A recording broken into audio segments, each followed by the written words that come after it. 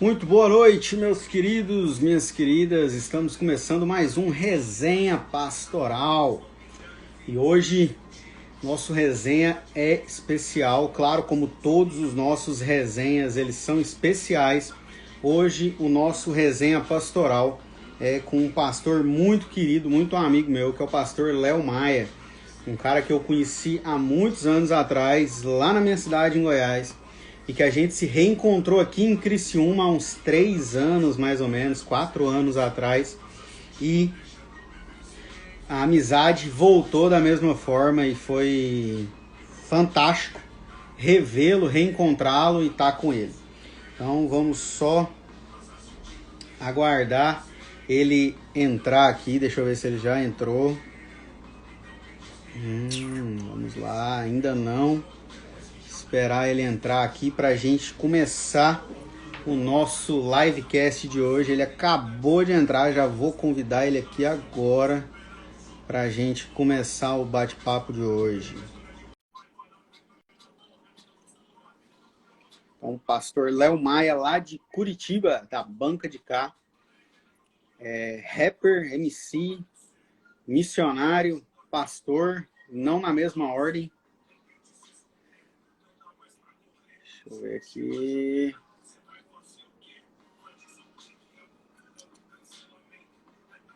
Aceita aí. Aí. Agora foi. Deixa eu tentar arrumar aqui, mano. Aí. Meu celular tá sem bateria. Ixi. E aí tô tentando achar um jeito dele ficar preso aqui. Mas tá carregando? Vai dar pra fazer? Vai. Eu esqueci de um detalhe aqui. Deixa eu pôr uma blusa que tá frio. Curitiba? Tá muito frio aí, velho. Pouquinho, mano. Porque eu tava no DF. Então já viu, né? Nossa, do DF pra Curitiba a diferença é grande. Põe grande nisso. E aí, mano, Então, tudo pra bem? quem não conhece, esse é o pastor Léo Maia, meu querido irmão, Curitiba. Como eu estava falando aqui antes de você entrar, a gente se conheceu há muitos anos atrás lá em Anápolis. E aí Deus amado. nos encontramos em Criciúma há uns 3, 4 anos atrás. E estamos aí. Pastor Léo é pastor, MC, missionário, rapper, compositor, não na mesma ordem. Não. Escritor agora, tá para sair um livro. E aí, ó. Tem livro para sair. Agora a gente tem uma pequena. Pera aí, vou tirar, acho que dá, tem 30% de. Já tá na economia de baterias, vai dar sim. Deixa eu ver se tá na economia, tá. A gente tem agora um café. E, enfim, tem muita coisa rolando. Que massa. Então, se apresenta aí, mano. Pastor Léo Maia, da onde que você é? Já falei que você tá em Curitiba, né? Bom, eu sou, para quem não conhece, primeiro, boa noite. Obrigado, Tim, pelo convite, pela lembrança, é sempre bom. Espero que logo agora, passando todo o grosso, né, da pandemia, porque eu sinceramente acredito que essa pandemia, ela não passa, a gente vai voltar ao que os caras falaram no início, né, do novo normal, mas a gente vai ter que conviver com essas restrições talvez o resto da vida, às vezes mais brandas, às vezes mais fortes, né? Então aqui logo a gente possa estar junto. Para quem não me conhece, eu sou Leonardo Pereira dos Santos Maia, Léo Maia, sou MC desde 2000, faço rap na igreja, sou cristão desde sempre. Fiz parte de um grupo chamado Provérbio X, para quem vai conhecer o início do rap cristão. Eu fiz parte do PX por algum tempo, agora com a banca de cá. Já estou no ministério itinerante já desde os desde os anos 2000, foi o início da minha carreira com a música, e agora tenho ministrado a palavra mais do que cantado nos últimos 5, 6 anos, Brasil e fora. Basicamente é isso que eu tenho feito, casado, graças a Deus, uma lindíssima esposa, apesar de ser bonita perto de mim não é algo tão difícil, mas nós temos uma filha, a Sara, que é uma filha do coração, e 3 dogs, porque aqui a turma das 4 patas faz parte do contexto. Tem direito à herança. Pegamos mais um, recolhemos um na rua, no meio da pandemia, a gente recolheu. Em ordem na faixa etária, é o vovô, que é o último que a gente pegou, o vovô, a Belinha e o Bart, esses 3. E por mim já tinha pego mais um, mas a Yaska, por incrível que pareça, ela disse não. Então, essa é a nossa família, mano. Nossa. Você é natural de onde, mano? Nasci em Osasco. Osasco, São Paulo. Natural de Osasco, mas já tem um bom tempo, né? Que, assim, você já tinha um bom tempo que você estava em Curitiba, depois você foi para São Paulo, naquela época. E agora voltou para Curitiba. Mano, basicamente eu nasci em Osasco e me cresci ali entre Osasco e Cotia. Eu me criei. No final de 99, início de 2000, eu já fui para Brasília. Então fico em Brasília de 2000 a 2005. Início de 2006 volto para São Paulo, fico 1 ano em São Paulo. 2007 vou para Curitiba, fico de 2007 a 2015. 2015 eu vou para Mogi Guaçu para liderar os adolescentes lá, de 2015 até 2019. Fico no interior de São Paulo. 2019, bem no finalzinho do mês de janeiro, eu volto para Curitiba. E aqui estou até que Jesus nos leve para outro lugar ou nos recolha daqui mesmo. Ó, já começou a várzea, já começou. Já começou ali, ó. Já começou. Beleza, mano. Como que foi? Ele mora na estrada, ó. O negro. Aí. É bem não, mesmo, né? Agora e o Ed deu uma freada, mas antes era bem na estrada mesmo. Não, e assim, deu uma freada em 2020. Porque esse ano, mano. Sim. Esse ano só Jesus. A única coisa que mudava é que tinha que usar máscara dentro do ônibus. De resto, rua o tempo inteiro. Cara, você falou que você é cristão desde muito novo. Como que foi a sua conversão? Você foi criado na igreja? Como que foi essa parte? Cara, o fato de estar na igreja eu já estou desde quando eu nasci. Meus pais se divorciaram, eu tinha 1 ano de idade. Minha mãe volta para a casa da minha avó e minha avó era obesa e ela precisava de uma igreja perto da casa dela porque ela tinha problema no joelho. Então ela pede para que... eu descobri uma coisa aqui que vai diminuir bastante essa luz aqui. Agora vai. Ela precisava de uma congregação, então ela aproveitou que minha mãe estava desviada e falou: então vou montar essa congregação na casa da Rita.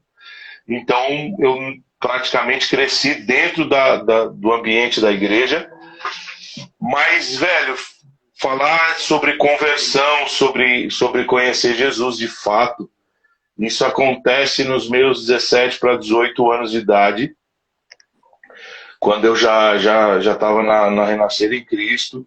Foi logo, para quem não sabe, eu fui jogador de futebol, por mais que o meu porte físico não mostre agora. Mas o Ronaldo Fenômeno foi um baita de um jogador e é um fenômeno que, pelo amor de Deus do céu. Quem nunca viu esse cara jogar nunca vai falar que ele foi jogador. Então, Verdade. Ele jogando e agora é praticamente a mesma coisa.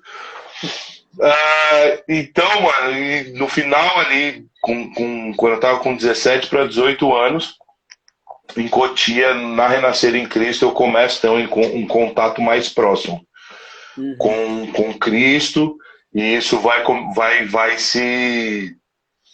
Como é que eu posso dizer? Vai se concretizar quando eu vou para Brasília. A partir daí, o evangelho ele se torna mais palpável para mim. Já não era mais uma coisa que eu fazia na igreja, igreja já não era mais um ambiente que eu ia. E aí eu começo a construção da igreja em mim. Então foi basicamente isso. Legal. E como que foi esse processo de entrada na música, né? O primeiro contato com a parte que acaba sendo artística, mas também ministerial. Como que foi assim, cara, vou cantar rap, quero ser MC, e como que foi esse processo? Mano, eu nunca tive. Eu fiz uma entrevista ontem, eu tava explicando isso. Essa é uma história que quando eu conto, algumas pessoas acham engraçados. Assim, eu nunca quis ser MC. Para falar bem a verdade, eu nunca gostei de rap na minha adolescência. Não era algo. Acho que por conta do futebol, então era algo muito distante. Eu era, gostava de pagode. Então, porque esse é o ritmo normalmente que os caras que gostam que jogam futebol, eu era o boleiro clássico, mano. Então, quando eu fui para Renascer e eu começo a me envolver com os jovens, eu era aquele cara que, mano, sabe, aquele cara que o que é mais chato para quem é novo e o que atrai todo mundo para quem é velho. Tipo, precisava de alguém. Chegou alguém novo na igreja, eles mandavam que eu fosse porque eu era o cara mais comunicativo. Então, tudo que tinha na igreja eu fazia parte. E a gente tinha mudado a liderança de jovens, e o líder ele começou a trazer umas bandas de evangelismo para a igreja. E esse cara começa a trazer alguns caras, daí os jovens começaram a se falar, mano, a gente precisa montar uma banda.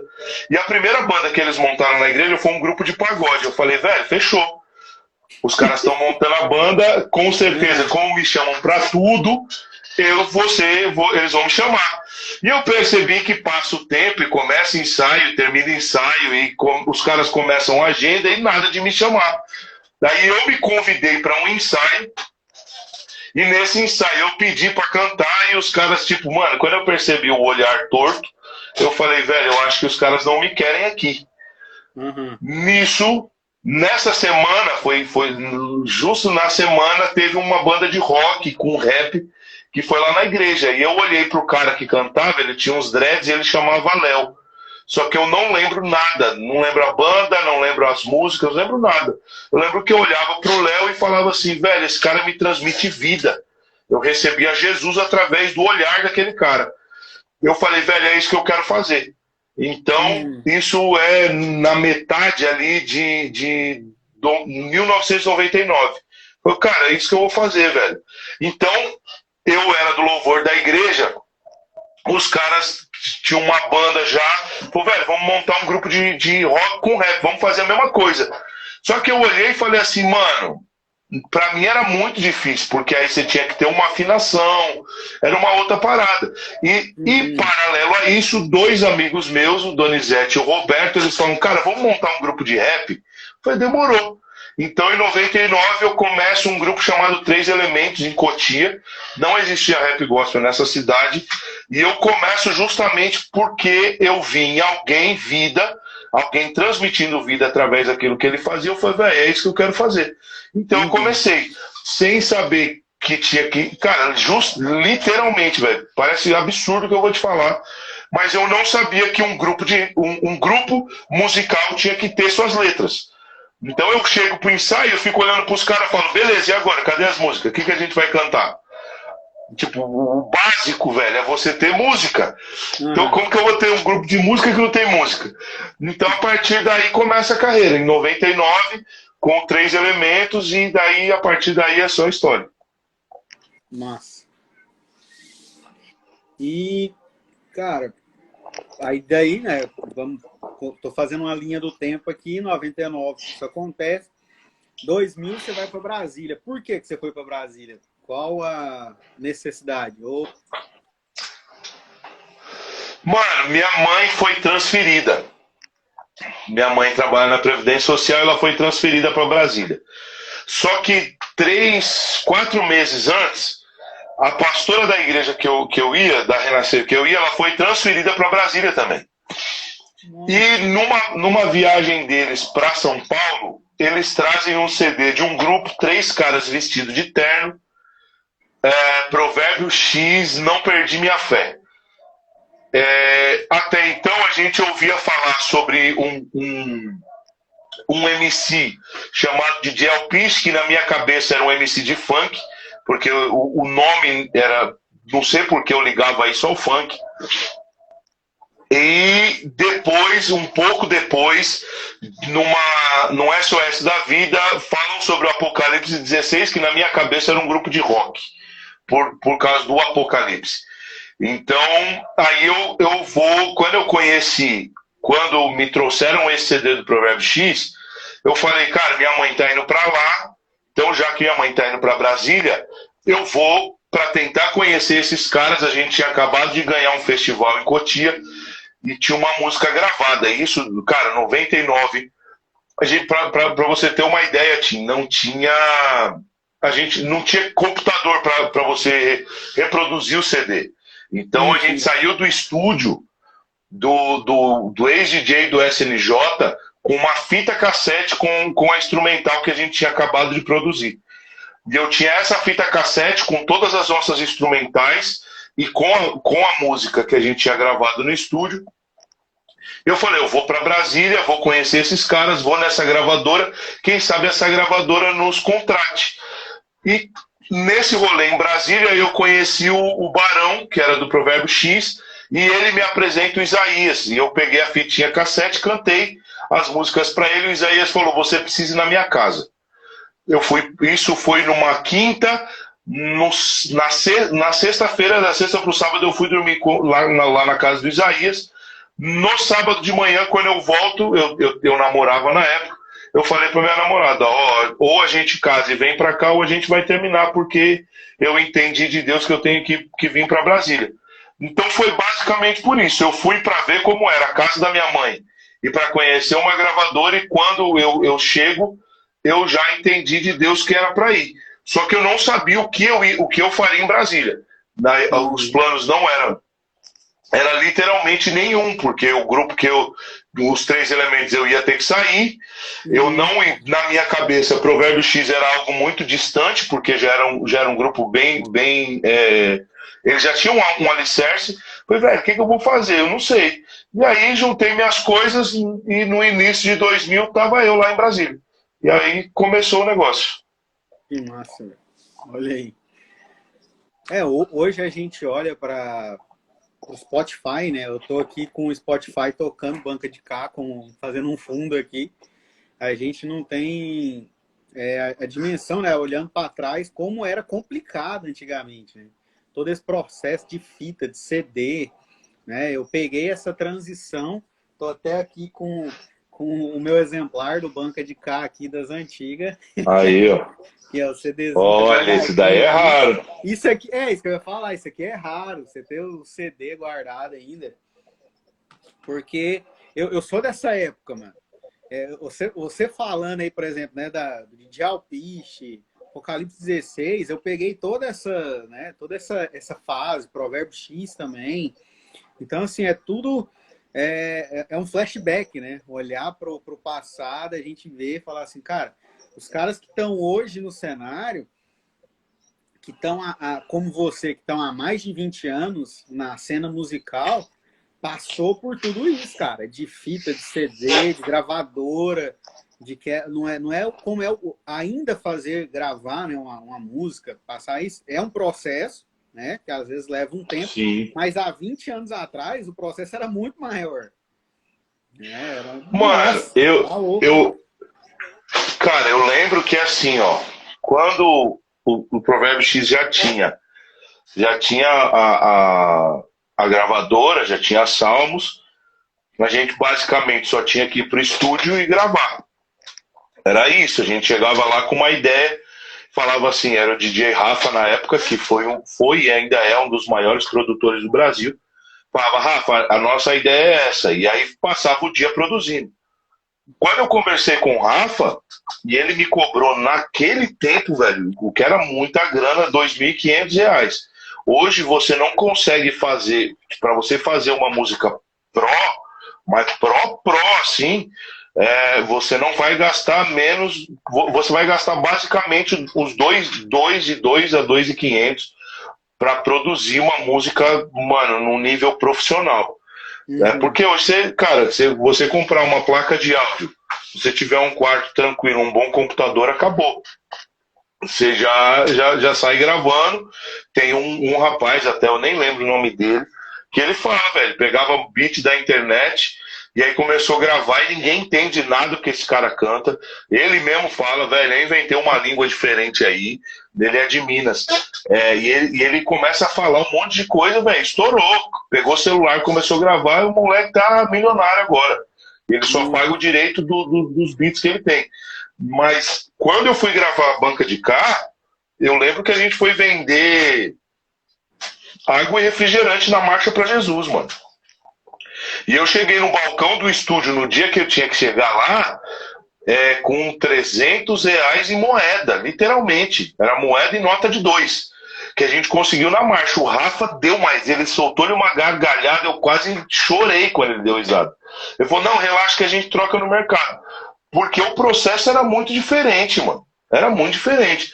E particularmente, eu acho, hoje, experimentando um pouco dessa questão dos streams, para mim era mais legal fazer antes. Toda a demora.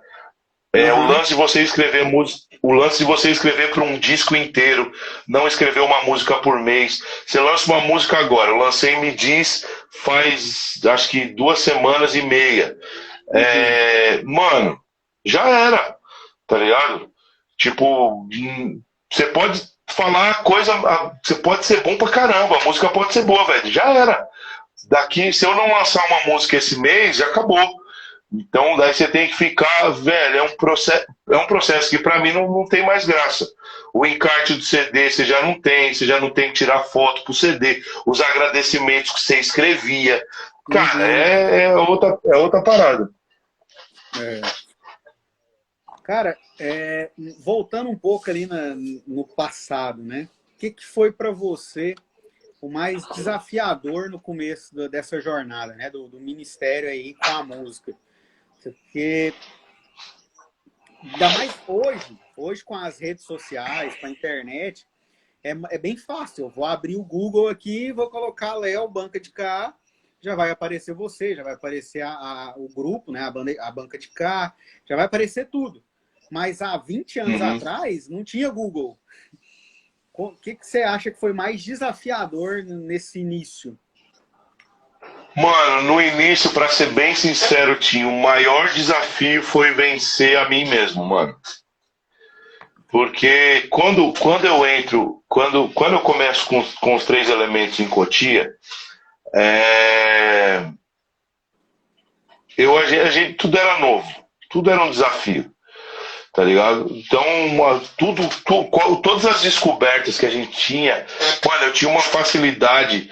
Boa noite pra Eliana, ela é desse tempo do Provérbio X. Uma paz pra Márcia, que também mandou uma mensagem ali. Depois a gente vai falar com todo mundo.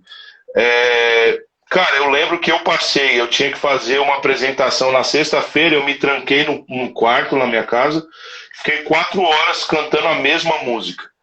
Eu tinha acabado de pegar a música. Qual é o microfone? Acho que do Tim. Tá, eu fiquei 4 horas e saí de dentro do quarto uns 2 quilos mais magro, de tanto que eu suei, com a letra decorada. Mas era divertidíssimo, velho. Então, a partir dali, eu começo a ter uma facilidade para decorar as músicas. Então, isso não era um desafio. Quando eu entro pro Provérbio X, eu peguei todas as músicas em um mês. Tanto que o Regis, que era o DJ na época, um dia saiu o disco do Racionais, a gente tava indo pro show e eu cantava todas as músicas do disco do Racionais que tinha saído há 2 semanas. E aí ele zoou, ele falou, decorar as músicas do Provérbio X ninguém decora.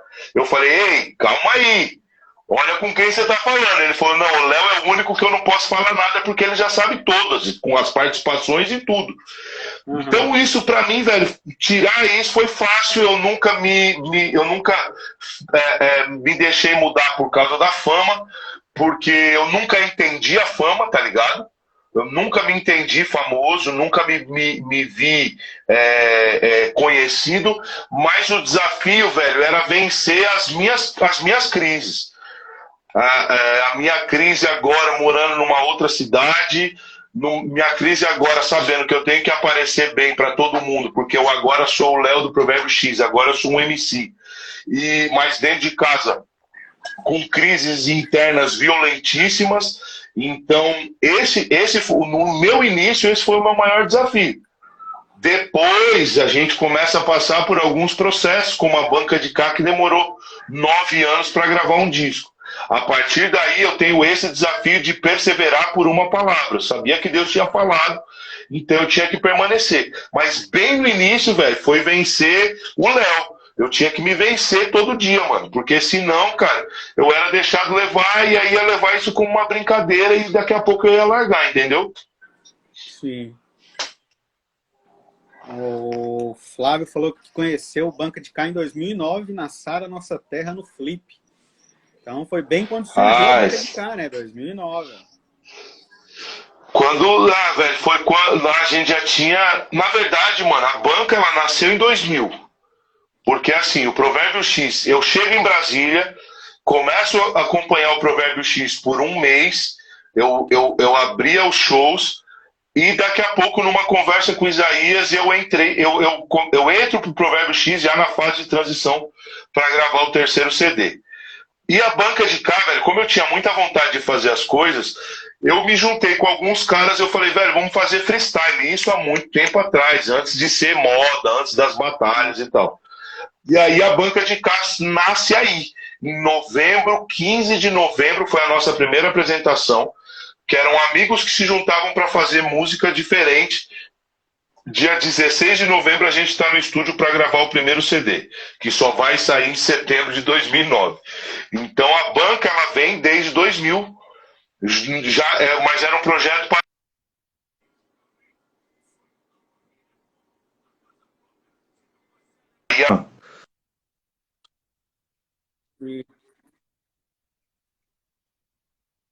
E estamos aí até agora. Massa, cara, que benção. Eu acho que esse é o desafio, para ser mais sincero, né? Esse é o desafio de toda pessoa que está à frente de um ministério, e o desafio de todo ser humano, né? É vencer você mesmo, né? É diminuir o seu eu para que Deus cresça e ser persistente, né? Porque, 21 anos de caminhada não são 20 dias, né, mano? Não é fácil você falar assim, cara, foi legal. Claro, foi legal, mas foi desafiador, foi difícil. Vencer todas as crises foi muito tenso. Então, o importante disso é a gente olhar para trás e falar assim, o processo valeu a pena. Né? E todas as lutas que passou, chegar onde está hoje, valeu a pena. Né? A Eliana... O Léo em 2001 decorava todas as músicas do Provérbio X. Cara, a Eliana, na época, ela tava com o Regis e eu ia para casa deles, no Recanto das Emas, lá em Brasília, e eu roubava. Essa história ela me lembrou, eu não lembrava disso. Eu, uma criança crescida, velho, eu roubava bolacha das crianças dela, velho, dos filhos dela. Eu chegava lá pra cantar rap e aí saía roubando as bolachas recheadas que tinha. Porque, velho, não tinha dinheiro pra nada, só tinha da passagem. Então eu ia lá e ficava comendo as bolachas. Meu Deus do céu, que vergonha. Gente do céu. Você parou com isso, mano? Daí, parei nada. Esses dias eu fui na casa de um amigo meu. Eu queria ver a sinceridade agora. Mano, eu fui na casa de um amigo meu, lá em Campo Mourão.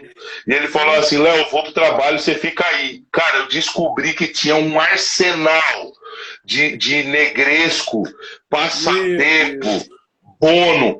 E eu falava, Lucas, depois eu preciso ir no mercado. Ele, pra quê, velho? Tá precisando de alguma coisa? Eu falei, não, eu preciso repor o estoque de bolacha do teu filho que eu comi quase todo. Moleque com 3 anos de idade chorando porque eu comi todas as bolachas. E aí jogava tudo num lixo escondido pra ninguém achar que era eu. Meu Deus. Eu ia te fazer uma pergunta aqui, mas eu já sei a resposta, né? Eu ia perguntar há quanto tempo você está no Ministério Itinerante, mas são 21 anos, né? 21. Pô, ela confirmou aí, ó, verdade. Vou aí, ó. Atacado para você, Léo. Volta na minha Glórias! casa. Fevereiro eu tô aí. Olha aí, ó. Os caras que falam que oferta para missionário é só dar dinheiro, dá nada. Dê biscoito, bolachas, refrigerantes e afins. Ô, maravilha! Oh, que legal. Bênção demais. Cara, como que foi, né? A esses 22 anos, né? Você até falou um pouco ali sobre 2020. Mas como que foi 2020 para você no lockdown? Tipo, como a gente tá, até algumas pessoas falaram aqui, pô, você queria achar o Léo e ia pra estrada. Como que foi parar aí, bem dizer, um ano com as viagens? Como que foi? Mano, eu nunca... eu até tava mandando um informativo missionário hoje. Eu nunca parei, eu nunca tive férias, né?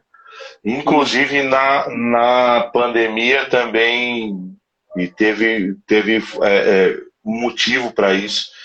Eu nunca tinha parado. Então, os piores dias para mim da pandemia foram os 3 primeiros. Então, em março, quando eles falam que ia fechar tudo, os 3 primeiros pastores me ligaram numa sequência, e eram caras que não se falavam assim. Então, eles me mandam mensagem numa sequência muito, muito junto, assim. Diferença de meia hora, 40 minutos de cada um. Então, isso começou numa quinta-feira. Velho, eu chorei de quinta a sábado. Literal. Eu fiquei chorando os 3 dias.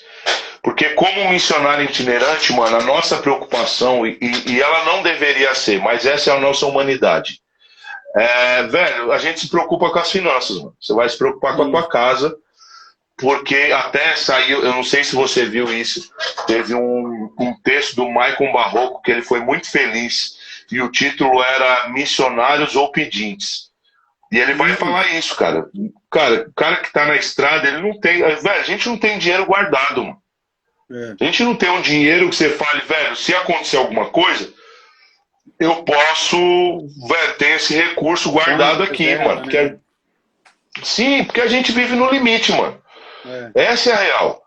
Porque, cara, ou a gente tá usando esse dinheiro com a nossa casa, ou a gente vai pegar esse dinheiro e vai ofertar na vida dos outros. A gente não tem, cara, porque a nossa vida é o evangelho, não é uma parada. O evangelho não é um bagulho que a gente pratica na igreja, é todo dia, mano, toda hora. Nosso telefone toca toda hora, as nossas redes sociais é o tempo inteiro. Então, esses 3 primeiros dias para mim foram terríveis, terríveis.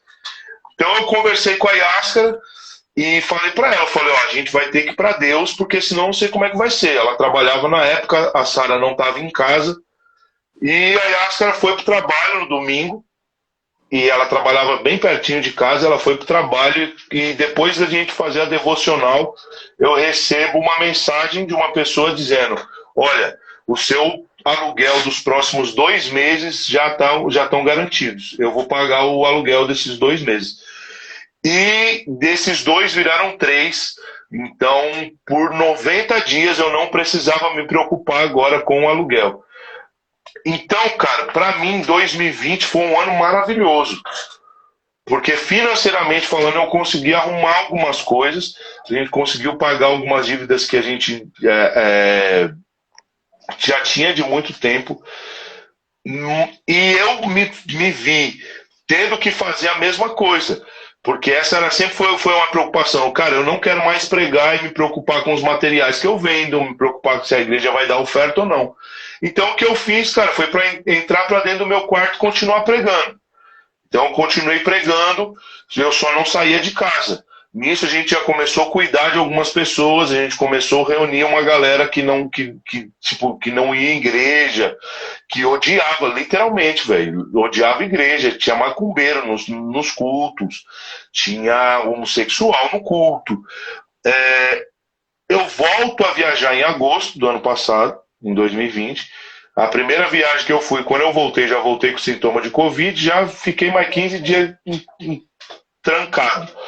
Final de setembro, retomo outubro, daí a partir de outubro já fica assim, já virou normal. Mas o meu ano de quarentena foi 2019. Então 2019 foi um ano muito difícil para mim, que foi a volta para Curitiba. Então 2019, tudo que a maioria da galera estava passando em 2020, eu passei em 2019. Então pra gente foi mais tranquilo. Depois dessa mensagem que a pessoa falou, pode deixar que eu vou cuidar de você, vou cuidar do teu aluguel por 2 meses. A partir daí, mano, o que eu fiz foi, daí me internei em pregar, em fazer live. Logo apareceu o projeto da rádio. Então, cara, o lance do livro que eu consegui andar. Então foi muito, muito de boa, mano. Na real, foi muito de boa, assim. Que bom, cara. Que bênção, né? Fico feliz de saber disso, né? A nossa preocupação, né? A gente que tem um coração na missão, né? Essa ideia do evangelho, a gente se preocupa nesse sentido, né? Você falando e eu lembrando daqui, né? A gente, como os homens da casa, não ficar aquela preocupação, putz, aluguel, água, energia, como é que eu vou pagar as contas, como é que vai ser, que aí como tu tá no ministério itinerante, né, esse tempo todo, então, e é exatamente como você falou, a gente não tem uma reserva de emergência, a gente não tem um fundo guardado ali que fala, não, esse aqui dá para eu ficar uns 6 meses ali tranquilo. Mano, não tem nem pro mês que vem. Quem dera. Mano, eu queria ter pra semana que vem, imagina pro mês que vem, velho. Então, é bem isso aí, né? Então, Não, eu lembro que eu conversei com um amigo meu. Esse cara, além dele ser missionário, ele ainda era pastor da igreja, de uma igreja local, que antes da pandemia, cara, os caras passavam muito perrengue para pagar os custos da igreja. Uhum. E esse cara tem, mano, pastor, assim. Ele abria a mão, às vezes até falava para ele, eu falei, velho, mano. Cuida das tuas paradas, cara. Divide esses bagulho com os caras. Deixa a galera pagar também. E ele, não, mano. Eu tenho que fazer minha responsa e tal. E a conclusão que a gente chegou depois da nossa conversa foi a seguinte. Para quem já tinha o coração em Deus, quem já entendeu o processo, mano, não mudou nada. De ter vida de oração, de cuidar de gente. A única coisa que agora cuidava pela internet, de ter que viver família. Óbvio, e nisso eu não posso ser hipócrita, cara. Eu aprendi muita coisa sobre ser marido, porque eu sou casado há 11 anos. Então quer dizer que eu conheço a Yáscara 10 anos de estrada já. E quando eu me caso, eu continuo nessa rotina insana das viagens, com viagem internacional, com um monte de coisa rolando. Então eu aprendia em termos do casamento, eu aprendi muita coisa. Eu tive que aprender a ser marido, eu tive que aprender a ajudar nos afazeres da casa. Mas de resto, mano, foi normal, cara. É isso que eu falo, velho. Eu não sei o que é sobrar dinheiro, porque, cara, faltar é o meu limite, tá ligado? Quando zera, a gente já tá feliz, mano. Quando zerou, mano, nem perdi, nem ganhei. Tá zeradinho, boletinho pago. Velho, agora eu tô experimentando a sensação de pagar boleto antes de vencer. Isso é maravilhoso, velho. Essa é a experiência mais legal do planeta. De não ver a mensagem da Sky. Olha, seu boleto, o sinal vai... Mano, isso é maravilhoso. Glória a Deus. Glória a Deus. Aleluia. Cara, depois de 22 anos de estrada, não, 21 anos, né, de estrada, fazendo 22, né? Acabou o ano, bem dizer. Isso. Como ser perseverante, mano? Como falar assim, cara, porque pensar em desistir a gente pensa todo dia, né? Essa parte é fácil. Agora, continuar é que é o desafio. Sim. Velho, para quem sabe por que fez, o porquê, para que faz, para quem sabe por que sai de casa logo, o motivo de perseverar ele se torna mais fácil. Você não precisa ficar procurando muita coisa. Mano, todas as vezes que eu... E é literal. Hoje, nesse exato momento, eu tenho passado dias, fisicamente falando, muito debilitado, mano. Eu tô aqui agora sentado literalmente pela graça, à base de remédio, de anti-inflamatório, porque minha coluna não suporta. Eu tô muito pesado e eu preciso cuidar da saúde. Tanto que eu me vi na obrigação de parar. Em janeiro eu não vou conseguir viajar, porque ou eu paro ou eu vou morrer numa estrada da vida. E não tem como. Uhum. Mas, cara, quando eu ouço os testemunhos, velho, por exemplo, eu tava domingo em Unai, Minas Gerais. Uhum. O que aconteceu em Unai domingo? Mano, o culto durou quase 6 horas. A gente saiu literalmente 20 para meia-noite e era uma parada assim, mano, não tinha como acabar. Não tinha, velho. Eu vi gente confessar coisas no culto que eu falei, não é possível, mano. Jesus tem que estar aqui. Porque não tem como alguém abrir a tua vida publicamente, velho, na sua própria igreja, se não for Deus. E tudo isso estoura, velho, porque Deus, eu tinha ganho, só um testemunho rápido, eu tinha ganho um pudim de leite de oferta. E, cara, quem me conhece, velho, vai saber, eu amo pudim de leite. Amo, velho. Amo, a ponto de eu ir ministrar uma vez, me ofertarem 5.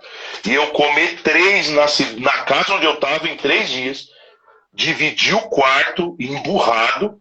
E eu só dividi o quarto porque a Yáscara me pediu para ir. E levei o outro embora. E levei o outro no ônibus. Embrulhei e levei. Então eu amo pudim, velho. Quando fala, mano, para ofertar 2 coisas que me custa: relógio e pudim. E agora eu entrei na rota de ofertar pudim. E aí, cara, me ofertaram pudim, o pudim tava na geladeira para eu levar embora. E o senhor falou, tem alguém aqui que tá com vontade de comer pudim, não tem dinheiro. Eu fui perguntar quem era. Ficamos uns 30 minutos procurando essa pessoa, velho. E nada. Daqui a pouco tinha uma mulher, levanta a mão e ela vai falar que a filha dela, pelo que eu entendi, era uma criança.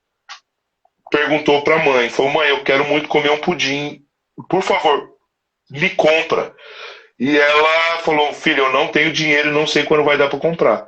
Cara, olha como o evangelho ele é simples, né? E a hora que eu oferto esse pudim para a mulher, estoura, velho, o mover na igreja.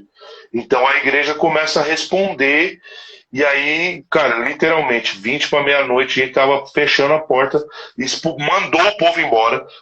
Pelo amor de Deus, vai embora, gente. Tchau, acabou. Quem quer ficar aqui, fica. E eu olhava, velho, ninguém vai.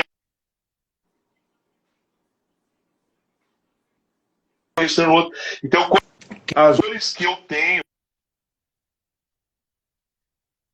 físicas, as dores emocionais, o período longe da família, elas vão se tornar menores. Cara, é isso. Então eu persevero por saber assim, ó. Deus precisa de mim para fazer alguma coisa? Não. Deus ele tem um monte de gente, cara. Sim, Deus usou mula, tá ligado? Deus a história que o que a Eliana escreveu aqui. Cara, eu tive um impacto violento. A Eliana eu não via mais de 15 anos, praticamente. Desde quando eu tinha saído de Brasília. E eu fui conversar com ela, cara, e a gente tava chorando. Porque é uma história, e inclusive, Tim, eu vou te indicar, eu vou te apresentar, eu vou conectar você a ela. É, cara, eu posso falar porque ela me permitiu fazer isso. O filho dela, o Luquinhas, que era um dos filhos que eu roubava a bolacha, ele se enforcou. Ele se enforcou no início do ano passado. E, mano, a gente dá até nem gosta de falar tanto porque eu já me emociono. E ela tem literalmente, falou assim, ela criou um Instagram para falar sobre isso e ela tem tentado e tem cuidado de pessoas, cara. Ia ser muito, muito legal se vocês marcassem uma conversa um dia para ela contar a experiência dela. E, cara, numa visita Legal, simples, velho. legal. Eu fui comer, tá ligado? Fui sem saber o que eu ia fazer. E daqui a pouco, mano, era uma mãe de 42 anos com um filho de 40, se abraçando e chorando, tá ligado? Então, essas coisas me fazem crescer, me fazem continuar, mano. Literal. Falo, cara, tá doendo? Tá, vambora, mano. Vamos aí. Agora vou pro pit stop, me guardo um pouco, cuido um pouco da saúde, porque tem mais coisa para fazer. Eu persevero, todo dia, que nem você disse, todo dia a gente acorda, abre o olho, olha pro teto e fala, hoje eu paro, hoje é o último dia. Uhum. Quando a gente abre o olho ou vai na rede social, alguém manda uma mensagem, um pedido de oração, você fala, não pode ser hoje, amanhã talvez eu pare, hoje eu preciso continuar. E é isso que a gente está É, fazendo. pior que é bem assim mesmo. A gente acorda, fala, cara, por exemplo, eu tava com um projeto, né? Eu tava com os cultos online, né? Fazendo as lives ali de culto online e tal. E até na pandemia, teve muitas vezes eu falo, cara, vou largar a mão disso aqui. Aí vinha uma mensagem, pô, o culto hoje falou muito comigo. Aí eu, então na próxima semana eu largo esse negócio. Aí agora é o Justamente. momento de dar uma parada. Mas por conta que tem muita gente, né, já pegando um gancho aí, que está aproveitando dos cultos online para não ir na igreja, né? Então não dá. Então eu falei, não, agora eu vou parar com o culto online para ver, gente, vamos para a igreja. Acabou, dá para ir para a Sim, sim. igreja, é importante, né? A gente tá congregando. Claro. Cara, fala dos planos aí, você comentou aí um café, um livro, quais são esses planos aí para 2022? Janeiro é pit stop. Mano, graças a Deus, tipo, o que a gente está fazendo é tentar levantar recursos para pagar o mês de janeiro, né? Aluguel, essas paradas, para poder ficar, não é tão simples parar e, tipo, não tem como. Sim. Então, já tenho conversado com algumas pessoas sobre isso, alguns irmãos já se dispuseram a ajudar a gente pagar algumas coisas, tem os exames para fazer. Eu preciso fazer, por exemplo, uma dieta, só que eu só vou conseguir fazer isso dentro de casa, porque os eventos não dá. Acaba a tarde, os caras vão comer cachorro quente, você vai fazer o quê? Vai dormir com fome? Vai dormir com fome 15 dias, porque normalmente é assim. Graças a Deus, eu estou no fim, nas últimas já. Vou começar agora a fazer a parte de design da capa. A gente está terminando o livro, Transformando Gerações, que a ideia é rodar com ele em 2022, a partir de fevereiro. A ideia é, se Deus permitir, em janeiro já mandar rodar, para fevereiro a gente colocar ele na rua. Vou fazer, no mínimo, 4 shows com a banca de cá. São eventos que a gente vai organizar em alguns lugares. Curitiba, Joinville, São Paulo e Brasília. A ideia não é sair mais, tipo, mano, às vezes a gente fazia muito show e era pouco efetivo, agora a ideia é fazer pouco e fazer mais barulho, né? Uhum. Então,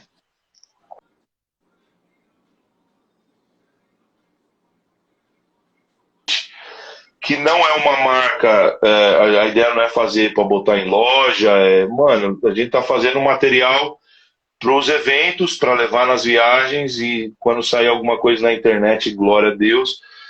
Daí, então, hoje tem camisetas, tem as pulseiras de borracha, agora chegaram os óculos de sol, meia, que mais? Deixa eu pensar. E aí o copo e o café é um projeto, tipo, é um braço da Dependente, que são, pior que eu não tô com nenhum aqui. São copos, tipo esses copos da Starbucks, galera que gosta de tomar café e sair pra rua, tem a tampinha e tal. E daí a gente vai fazer sempre alguns modelos diferentes pra galera meio que fazer a coleção. E o café era uma parada que eu ouvi a primeira vez em 2009, quando o Braille veio pro Brasil. Não, 2010, foi logo quando eu casei. E ele já tinha uma marca de café lá nos Estados Unidos. Eu falei, cara, é isso aí. E aí, no ano passado não, esse ano eu conheci um produtor de café de Campo Mourão, pequeno. Cara, o café do cara, a gente já se conhece, eu não tomo café de jeito nenhum. Porque, velho, entre você botar na xícara um negócio quente, uma Coca-Cola, velho, não me pergunte duas vezes. Porque o café você tem que esperar, e você não vai. E eu sou sensível, velho. Vou queimar a boca, não, mano, não dá pra mim. Não dá. Aí, só que, Tim do céu, esse café é maravilhoso, mano. Cara, isso mano, tanto que me ataca gastrite, eu prefiro ficar com dor no estômago do que não tomar. E aí a gente tem tem dois tipos, que é o extra forte e o tradicional. Eu já fui no extra forte, cara, o bagulho é muito bom, mano, muito bom. Modéstia à parte, é muito bom. E aí criamos a Simples, que quer ser um braço da Dependente, porque eu não ia botar café Dependente por motivos lógicos. A galera já, mano, igreja é fogo, velho. Você não pode fazer muita coisa, ou já quer viciar o povo, já quer não sei o quê. Eu falei, velho, o café, então é simples, velho. Simples o quê? Simples café, é um café, simples, normal. E aí, esse café, velho, dá briga, literalmente dá briga em toda igreja que eu levo. Porque aí eu levo uma quantidade limitada, você não dá para viajar com muito. Sim. E como o produtor também é pequeno, cara, chega na mesa da primeira igreja. Literal, eu tenho, mano, 10 igrejas para ministrar. Eu levo, sei lá, 40 cafés. Se eu colocar tudo na primeira igreja, ele acaba na primeira noite. Porque a galera realmente gosta do café e quem toma quer de novo. Então, mano, basicamente são esses os projetos. Janeiro, nessa pausa, eu vou retomar algumas coisas da internet também, de lançar alguns vídeos, algumas devocionais e já começar a escrever um livro novo. O Transformando Gerações sai em 2022, no início, e eu quero ver se o Gerando Dentro, que vai ser o próximo livro, ele sai até o final do ano que vem. Top, mano, que massa. E, não, isso aí tá... Cara, e como que é o processo criativo ali? Como que... Cara, vou compor. Tem alguns rituais? Como que é esse processo aí? Mano, as minhas letras, as músicas minhas, né?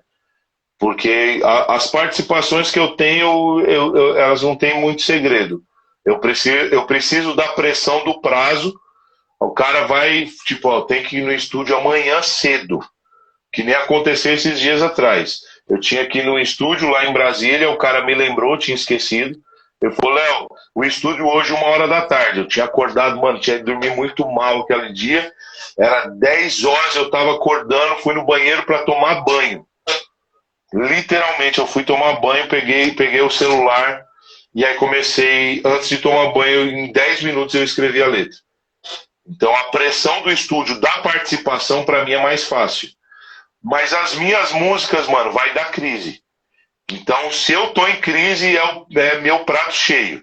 Se são os dias ruins, são os dias de indignação, os dias que os meus sentimentos estão alterados, ou eu tô muito indignado com alguma coisa, como eu tenho algumas letras, inclusive vai sair uma que vai dar um barulho, chamada Acerto de Contas.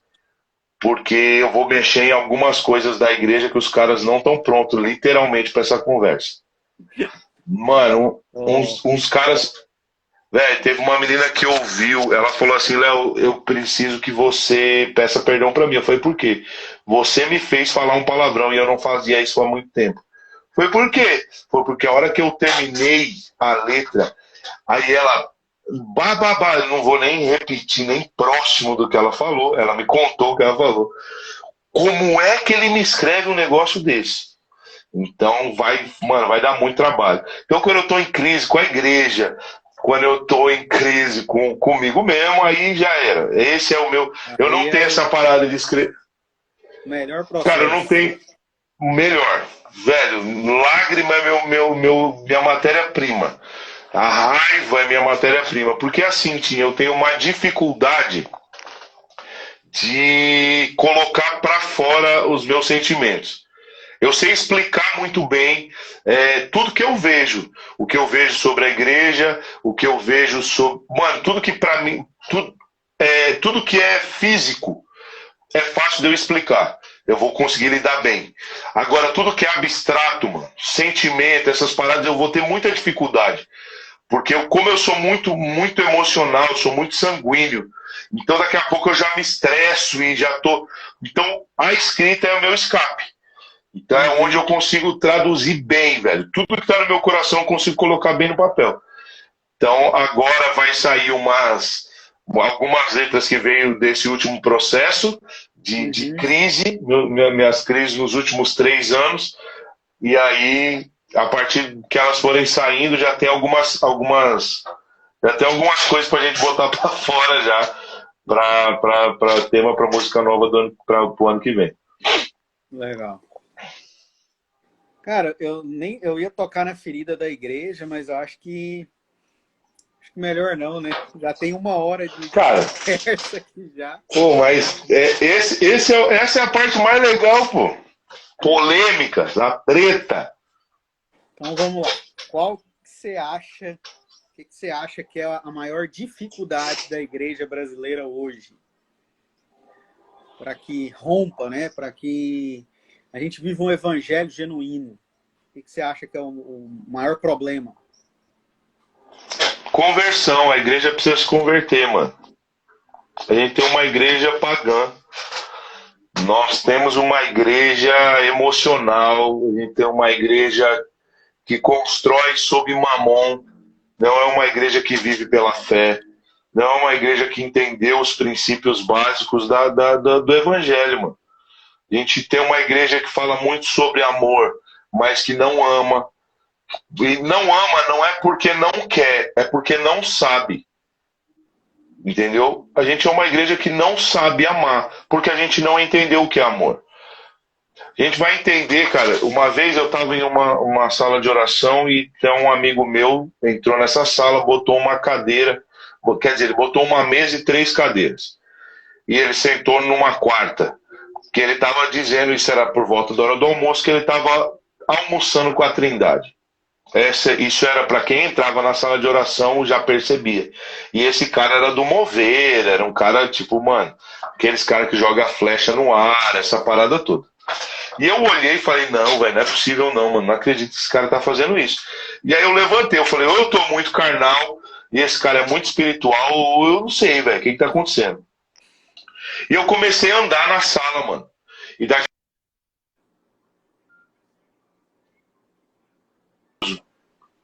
Mas vocês não querem o Jesus humano. Eu falei: cara, tá vendo? Eu tô carnal. O Jesus humano aonde? E aí já comecei a entrar em crise. E o Espírito Santo começou a bombardear o meu coração. De toda vez que Jesus curava, uma multidão estava perto. Tinha gente olhando. Mas toda vez que Jesus perdoava, ele estava sozinho. Toda vez que Jesus abraçava, ele estava sozinho. Toda vez que Jesus sentava com gente que não era para sentar, segundo a religião, ele estava sozinho. Então a igreja é essa. A gente é uma igreja hoje que idolatra o poder. Cara, se alguém orar por cura e a pessoa for curada, esse vídeo viraliza. Se alguém pegar e falar assim: cara, eu peguei, que nem um amigo meu esses dias pegou uma moradora de rua e botou dentro da casa dele. porque ele ouviu uma pregação minha e falou assim, cara, enquanto a tua mesa e tua cadeira tiver 6 lugares, só sentar 3 pessoas, você tem problema. Então esse cara falou, velho, eu preciso resolver o problema da minha casa. E essas coisas não vão viralizar, entendeu? Não, vão Agora, falar que ele é louco.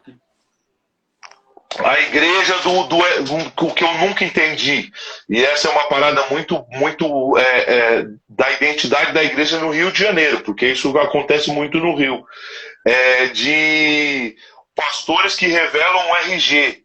Então, mano, por que Jesus tem que falar o meu número do RG, velho? Será que eu não decorei ainda? Será que é para isso que ele tá me pedindo? Porque não faz sentido, cara. Tipo, olha o nível de profecia, olha o nível de engano que a igreja se pegou. Velho, o cara falou do meu RG e falou, ó, Deus tem uma obra na tua vida, eu já tô chorando e fazendo um pix pra esse cara, velho. E os caras que são de verdade, que estão no campo, que estão sofrendo, esses caras, que nem eu ouvi esse tempo atrás, ele falou assim, Léo, homem de Deus, que é homem de Deus, não pede ajuda. Deus supre. Eu falei, como é que é? Eu falei, então o fato de eu te pedir ajuda para pagar minha conta de água faz com que eu não seja homem de Deus, mas quando eu estava orando pela tua família e Deus te deu palavra de conhecimento, você chorou falando como esse cara pôde falar isso, só Deus podia falar, aí era de verdade? Porque missionário não come, missionário não dorme, missionário não pode ter luz, missionário não pode ter água, missionário não pode ter... Mano, cara, a gente chega ao cúmulo, Tim, de se você falar, por exemplo, que você paga mais de R$ 500 de aluguel, os caras vão falar que você é maluco, mano.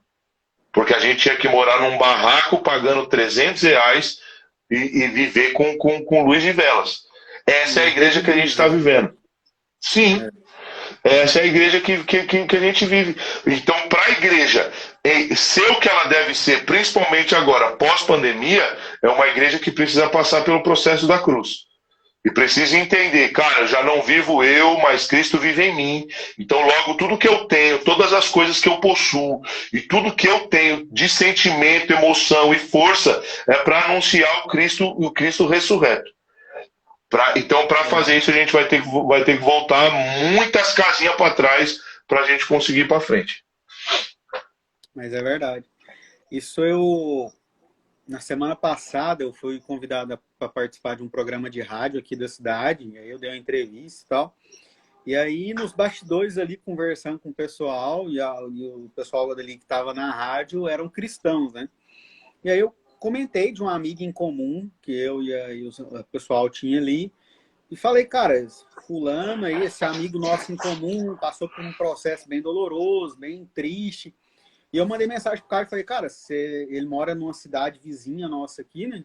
E, cara, vem aqui para casa, vem esfriar a cabeça aqui, dar uma espairecida, mudar de ar. Aí os caras falaram assim, cara, mas você teve coragem de fazer isso? Eu falei, bicho, que evangelho que vocês estão vivendo? Porque o cara é meu amigo, tá passando por um momento difícil e eu não posso chamar ele para... Não, mas, pô, sua casa, pô, você tem sua mulher, sua filha. Mano, é claro que eu vou preocupar com a minha família, né? Claro, minha família é prioridade na minha vida. Mas o evangelho que Jesus nos ensinou é esse. E isso que eu tô falando de um amigo, né? Agora imagina o que essas pessoas vão falar desse irmão que você falou aí, que pegou um morador de rua e pôs dentro da casa dele. São malucos, Sim. é louco. Pegou uma pessoa na rua e pôs dentro de casa, né? Mano, realmente a igreja precisa se converter, né? Infelizmente. E aí o que mais me preocupa é que o último censo do IBGE existe uma nova categoria de cristãos, de evangélicos. Os evangélicos não praticantes. Isso é um absurdo, mano. Peraí. Sim. Qual que é a sua religião? Eu sou crente. Qual foi a última vez que você foi na igreja? Deve ter uns 2, 3 meses, mas eu só vou quando eu preciso de alguma coisa. Qual que é a sua denominação? Não tem denominação. Que cristianismo é esse, cara? Que Jesus é esse que você aceita?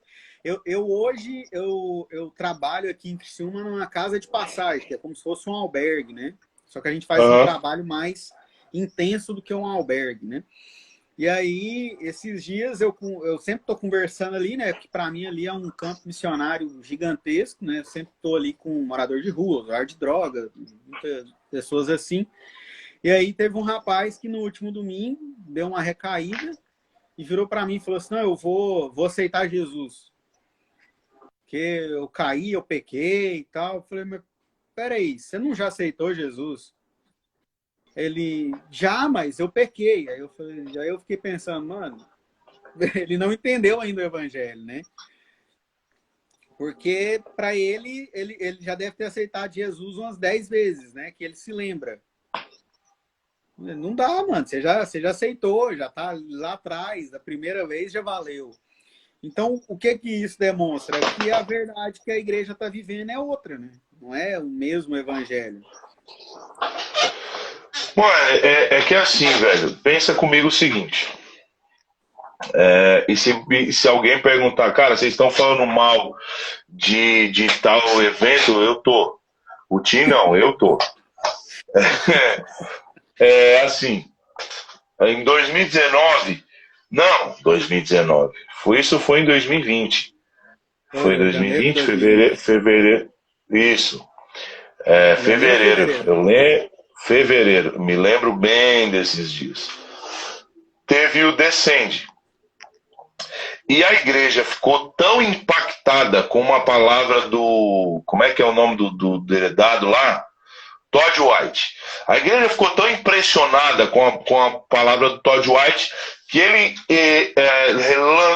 liberou uma profecia sobre a igreja no Brasil, dizendo que a igreja no Brasil, uma das marcas seriam a igreja vai começar a adotar os órfãos. Primeiro que uma palavra profética que a Bíblia já diz, não tem nada muito de profético assim. É só ler Bíblia. O que falta pra gente é ler. Então a gente tem Bíblia de tudo quanto é tipo, com capa de leão, com capa de cordeiro, com capa de tudo, mas a gente só fica com a capa e fica por isso mesmo. E nem oferta pra galera que quer estudar. Mano, você que tá aí, tem um jovem que quer estudar, pega essa tua Bíblia de estudo de Genebra, que você só lê o Salmo 23 de vez em quando, oferta pra essa galera. Abençoa esse povo aí. Abençoa teu pastor com a Bíblia nova. Faz isso que vai dar boa. Então ele falou um monte de coisa. Os caras estavam em 3 estádios. 3 estádios. No mínimo 150 mil pessoas. Tá? Não vamos colocar aqui de no mínimo, porque a gente está chutando muito baixo, porque foi muito mais. Sim, sim. Sim, o número hoje de órfãos aptos para adoção são 33.300 crianças. Isso quer dizer o quê? Um estádio resolveria o problema do órfão. Verdade. Mas é muita coisa. Tem uma igreja no Brasil que fala que eles têm 60 mil membros. Uma igreja resolveria o problema dos órfãos no país, não é na cidade. No meio da pandemia, o prefeito de Curitiba, ele proibiu as pessoas de entregarem comida para moradores de rua. E aí eles fizeram um censo para descobrir quantos moradores de rua havia em Curitiba. 3.000, acho que 3.350, se eu não me engano. Moradores de rua na cidade. A gente está falando na capital Curitiba, a capital do Paraná. Sim, sim. Nós temos aqui pelo menos de 3 a 4 igrejas com mais de 10 mil membros. Será que a gente não podia acabar com o problema da rua? Dos moradores de rua na cidade? Sim. Será que esses caras não poderiam, por exemplo, mas o governo é responsável? Não, não é o governo. Quem é responsável somos nós. Quem Deus vai julgar, quando falar que ele vai julgar a cidade, ele não está falando que ele vai pegar o governante, ele vai pegar a igreja que está nessa cidade e vai falar, e aí, vamos conversar, o que você fez? Quando fala daquela passagem, mas eu tive preso, você não me visitou. Velho, é sobre isso que ele está falando. Mas as igrejas aqui, elas estão preocupadas. É o problema daquela fala que todo mundo diz, né? Enquanto o problema não é na minha casa, não é problema meu, né? E a Bíblia fala que o Opa! problema do nosso irmão é nosso problema, né? Aí complica, Opa!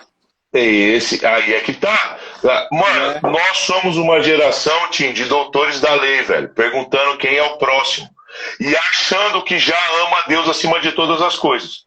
Porque essa é a pegadinha do doutor da lei quando Jesus vai perguntar para ele. A lei que você interpreta diz o quê? Ó, que eu tenho que amar a Deus acima de todas as coisas, blá, blá, blá, blá, blá. Tá bom. E aí Jesus fala, beleza, faz isso e vive. Então você tem que deixar de interpretar e viver. Ótimo. Agora eu só quero saber quem é o meu próximo. Então, uma igreja que diz que ama a Deus acima de todas as coisas, porque essas são as nossas canções, essas são as conferências, esses são os pregadores da internet. Esses caras falam que a gente tá amando Deus com tudo. Você vai ouvir as músicas de hoje, são extremamente almáticas, de caras que falam, eu suspiro o tempo inteiro, eu amo o tempo inteiro, eu queimo o tempo inteiro, minha casa tá limpa o tempo inteiro. Esses caras, tudo o tempo inteiro. Mas o próximo dele não está sendo assistido, mano. Não. A cidade dele não é impactada com esse nível inteiro de amor. E eu queria entender isso, mano. Cara, eu tenho crise, Tim. Eu conto isso pra todo mundo, mano. Eu amo, pra mim, um dos maiores, se não for o pastor mais cabreiro do planeta, se chama Paulo Capelletti. Cara, o Capelletti é sinistro, velho. O Capelletti, eu parei de ouvir o Paulo em 2014. Eu não posso ouvir pregação desse cara, mano. Porque eu ouço o cara falar que ele mora com 33 cabeças. Eu falo, velho, eu tenho crise pra botar minha sogra dentro de casa, mano. Cara, não faz sentido, velho. Em 2014 eu ouço o Paulo Capelletti falar assim, velho, cuidar de sogra é missão. É a nossa missão. Quando ela se tornou viúva, a Bíblia vai falar que a responsabilidade da viúva é da igreja. E eu ouço isso, eu tirei o fone, eu lembro bem, eu tinha ido buscar meu notebook. Eu tirei o fone e falei, nunca mais vou ouvir esse cara. Eu amo a vida dele, mas meu sonho é conhecer ele. Se tem um cara que eu vou tietar, o dia que eu conhecer o Capelletti. Eu vou tirar foto, vou pedir, mano, assina qualquer coisa. Velho, faço uma tatuagem com o nome dele no meu corpo. Porque esse cara entendeu o evangelho num nível absurdo, mas eu não posso ouvir. Entendeu, porque né? se eu ouço, eu me torno responsável. A gente é uma igreja que ouve e fala cada coisa. Eu falo, de onde vocês tiraram essa loucura, mano? Vocês não conseguem segurar isso aí não, rapaziada. Vai na boa, dá uma seguradinha. Quer inventar algo que não tem nada de novidade, né? O evangelho, ele é o mesmo. Só que a galera quer inventar modinha, quer adaptar o evangelho para um monte de coisa que não dá. O evangelho não é adaptável. É a gente que se adapta ao evangelho. Não tem como eu querer adaptar o evangelho a nada. Só porque aí vem uma renca de cara que eu não sei da onde que se intitularam pastor, que tá acabando com, né? Tá querendo enquadrar um negócio que não tem como, não vai entrar nessa caixinha, mano. Não vai. Cara, aí os caras falam que tem que atualizar a Bíblia, né? Aí não tem desculpa. Mano, eu vou te falar. Eu vou te contar uma experiência que acho que eu nunca contei isso pra você. Quando a gente se reencontrou, enfim, você sabe onde era um evento. Sim. Era uma. Sei lá o nome do evento, eu não lembro como que era. Não era uma amostra de arte, enfim. Tinha várias bandas. E eu confesso que eu me assustei. Cara, eu me escandalizo com pouca coisa. Uhum. Eu me escandalizo com pouca coisa.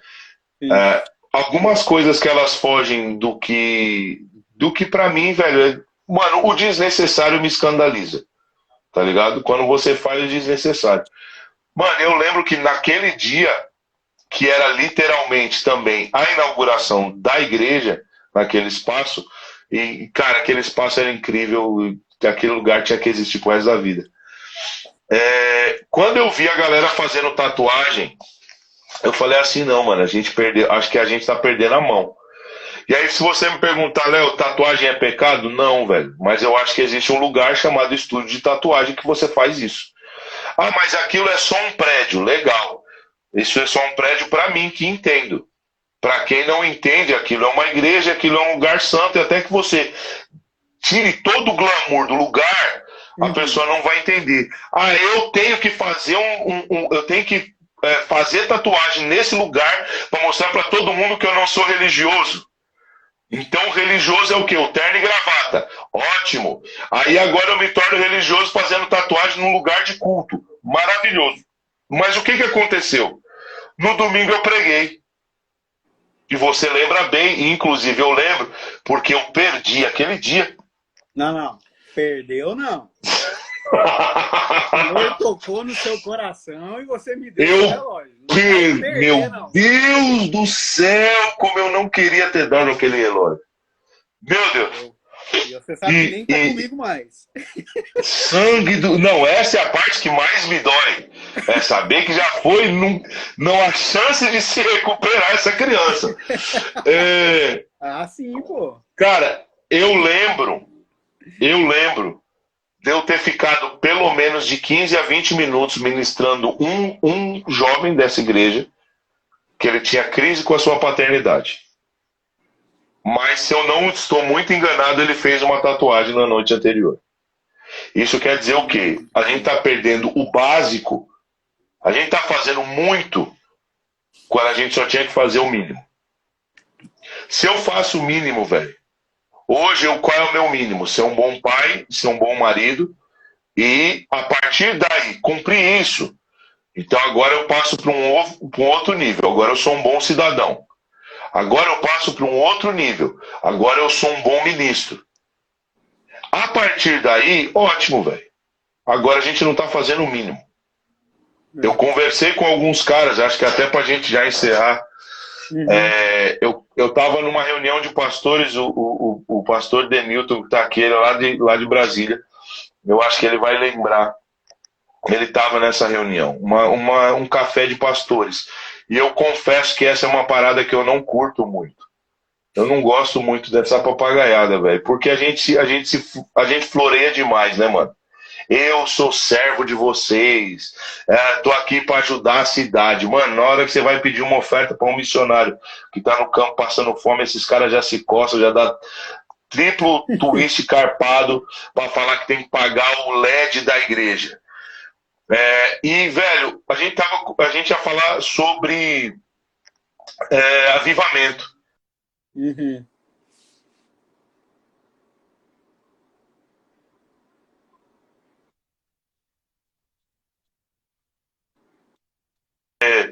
Minha bermuda, boné, camiseta larga e tênis e meia no meio da canela. E os caras, mano, teve um cara que eu não vou lembrar quem foi, os caras estavam falando o seguinte: o avivamento do Brasil vai começar e os sinais vai ser que a gente vai ser bons pais de família, que não sei o quê. E eu quieto. Quando o microfone passou para me apresentar, eu só falei assim, ó. Eu falei, eu sou o Léo de Curitiba. E os caras, não, porque eu sou pastor de não sei aonde, porque eu sou servo de não sei o que lá. E eu quieto. Quando ia terminar, eu falei, gente, posso falar 5 minutos? Aí peguei o microfone, Tim. Meu Deus, mano. Eu só falei o seguinte: se eu preciso do derramar do Espírito Santo para ser um bom marido para minha esposa e um pai para minha filha, então, na verdade, eu não preciso de avivamento. Eu preciso conhecer Jesus. Se eu achar que avivamento eu ter o poder para eu fazer o mínimo do evangelho, eu não entendi nada sobre a causa. E eu preciso do Cristo. Eu não preciso do Espírito. Eu preciso do início de tudo. Eu sou um gentil que o evangelho não chegou para mim ainda, mano. Eu sou um judeu e eu não sou messiânico. Eu não entendi nada. Eu preciso que alguém me explique. Eu sou, acho que é o etíope, que eu preciso que alguém me traduza as escrituras, porque eu tô lendo e não tô entendendo nada, mano. Porque o poder do Espírito Santo vai ser pra gente manifestar na rua. O poder do Espírito Santo vai ser pra eu sair na rua e voltar em crise. E sair na rua e falar assim, cara, eu preciso recolher um morador de rua, eu preciso alimentar essa família da Bolívia, esses caras da Venezuela, eu preciso resolver o problema de tudo. A cidade tem que ser a crise pra mim. Mas nós estamos com a mentalidade de vai cair um derramado do Espírito Santo e a nossa igreja vai ser cheia. Mano, acho que eu já falei demais, pelo amor de Deus. Mas é bem isso mesmo, cara. A gente está esperando algo algo mirabolante, né? O descende foi isso. Ah, vai vir um derramar, vai vir uma unção, vai acontecer um avivamento. Se a gente pegar todas as vezes que aconteceu um avivamento, ele foi o proceder de um arrependimento. Para que haja avivamento, tem que ter arrependimento. Não adianta querer ter o transcendental se a gente não se arrepender. Então, é isso, Sim. né? Então, realmente, como você falou, se a gente precisar desse derramar do Espírito Santo para fazer o básico, então a gente não vai conseguir fazer o transcendental, a gente não vai conseguir. Não vai dar, não vai rolar. A gente precisa Mano, não vai. tomar o Cara, leitinho primeiro. eu ouvi um profeta falando sobre isso. Eu não quero ser a igreja dos primeiros dias, eu quero ser a igreja dos últimos. Velho, eu não consigo acreditar nisso, mano. A igreja ela não vai pra frente, ela volta. E a gente vai ter que voltar pra primitiva, mano. A gente vai ter que voltar a dividir, É estranho a o partilhar. profeta falar isso, né? É bem estranho. A gente vai ter que voltar. A gente vai ter que voltar a partilhar os bens, mano. Enquanto a gente não aprender que a necessidade, eu tava pregando sobre isso domingo. E eles sempre me falaram assim, cara, a gente ajuda até onde? Até que a necessidade seja suprida. A necessidade é o limite. Se há necessitado no nosso meio, mano, nós não estamos vivendo evangelho. O poder que nós estamos buscando é falso. Deus só, o Jesus, ele só vai prometer o poder porque os homens são fracos. E a gente tá buscando poder para ser forte, mano. A gente está buscando poder para manifestar coisa na rua que não é para manifestar. Jesus ele vai falar lá no grande julgamento que vão ter enfermos que não vão ser curados, mano. Sim. Ele falou, eu tive enfermo, você me visitou. Ele não falou, eu estava enfermo, você foi lá e orou para eu curar. Vão ter presos que vai continuar preso, mas ele vai, a cara que esse cara vai ver não é a mulher dele, vai ser a minha. Entendeu? Então, a gente vai ter que orar por cura? Vai! Mano, a gente vai experimentar. Eu acredito, cara. Eu conheço um pastor que esse cara não tem uma perna. Eu oro para que ele acorde um dia e a perna dele volte. Eu acredito no poder de milagre desse nível.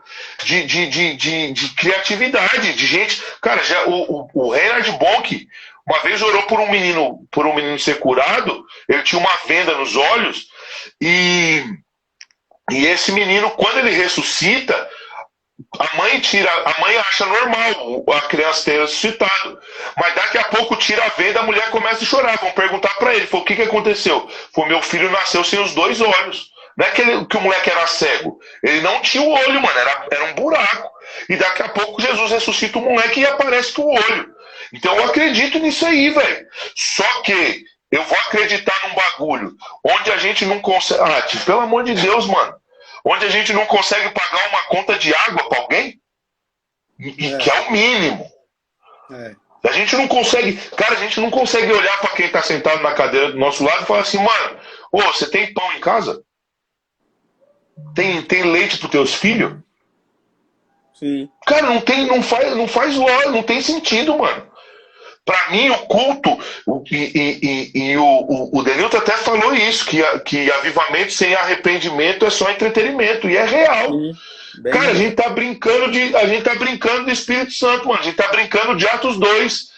A gente tá brincando de, vamos ser cheio, vamos ficar repetindo as músicas, vamos ficar chapando, vamos entrar num transe. A gente tá, velho, rave, tá virando rave.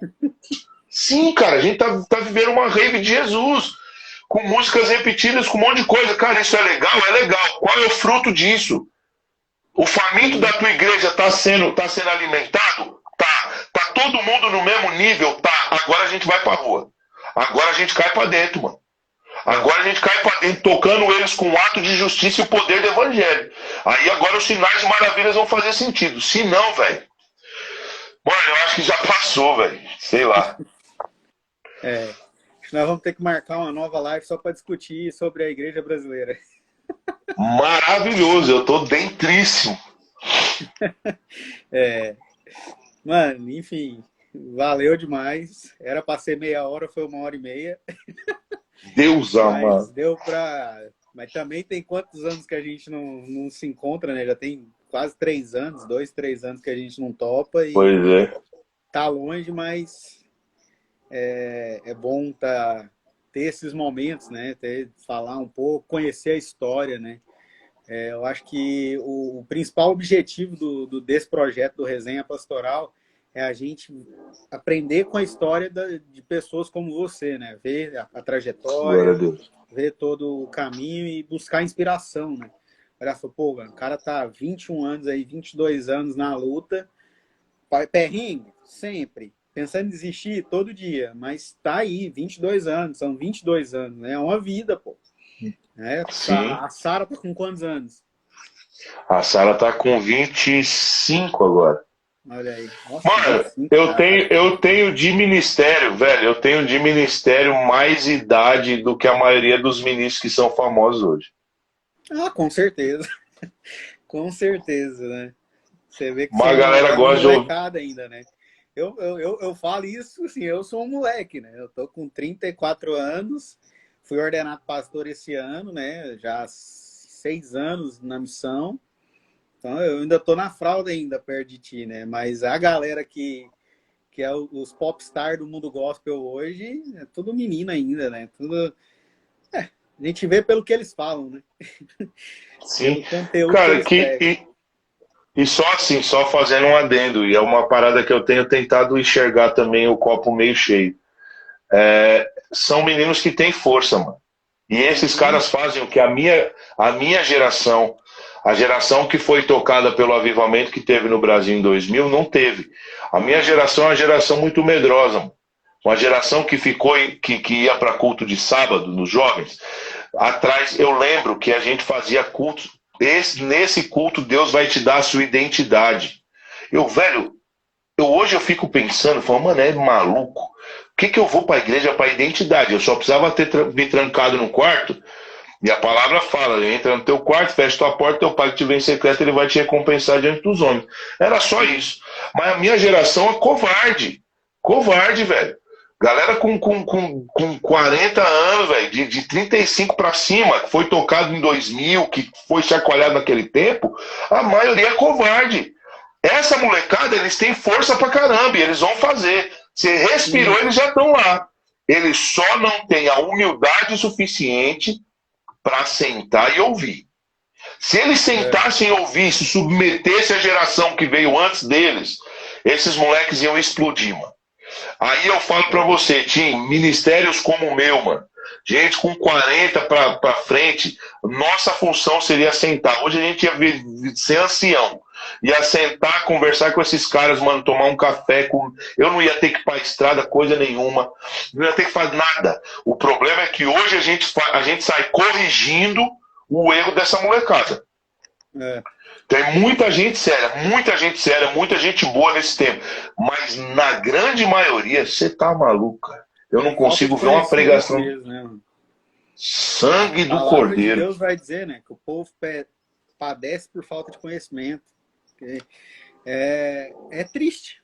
É triste, mas é a verdade. Sim. Mano, Mas é isso. quem tá aí com nós até agora, muito obrigado por ficar com a gente aí durante essas 1h30. Se você não segue o Léo ou se você não me segue, segue a gente aí. Conteúdo Por bíblico favor. voltado para o Evangelho levado a sério. Então segue a gente aí. E nós vamos ter que marcar outra live, né? O jeito é Bora. aproveitar esse pit stop seu aí para a gente bater mais um papo. Vamos, velho. Temos que fazer, temos que se aproximar. Agora, aí, ó, a Nicole acabou de chegar. É Nicole, lá de se São der tudo Paulo. certo, vai ficar gravado, vai dar para você assistir depois. Vou ver se o Instagram vai deixar as nossas polêmicas serem salvas. Mas, mano, vamos fazer. Tem mais gente boa pra gente botar nessa roda aí. Depois Vamos. eu vou te mandar o contato da Eliana, velho. Faz isso, mano. A Manda, história, a manda. história de vida delas e o que ela tá falando sobre a questão do filho para essa geração é imprescindível, velho. Ouvir o relato da mãe falando sobre o suicídio do filho, cara, mano, não tem como você não mudar o teu conceito sobre evangelho, literal. Sim, sim. E é isso, mano. Obrigado, velho. Obrigado pelo convite. Obrigado mesmo. Estamos aqui e agora, mano, em nome de Jesus, 2022, a gente vai se ver. Eu preciso conhecer tua esposa pessoalmente. Meu Deus do céu, É cara. verdade. Vamos Preciso ver, né? conhecer tua Assim, filha. cara, se der tudo certo, ela deve estar assistindo aí. Se der tudo certo, em fevereiro eu vou ter que subir até Londrina. Aí eu vou parar aí, né? Vou ter que passar aí. Não, Vamos orando. demorou. Vamos orando. Se Bora. fevereiro você estiver aí, né? Vamos ver. É, fevereiro, fevereiro corre e volta. Não, mano, mas nós vamos ter que se encontrar. Você vai Vamos. ter que tomar o café simples. Enfim, ter muita coisa pra gente fazer aí. Fechou, mano. Mais uma vez, obrigado. Que Deus abençoe aí. Dá um abraço na família. Saudade de todo mundo aí. E Pode é nóis. deixar. Tamo junto. Nós. Pai, gente, Deus abençoe. Valeu.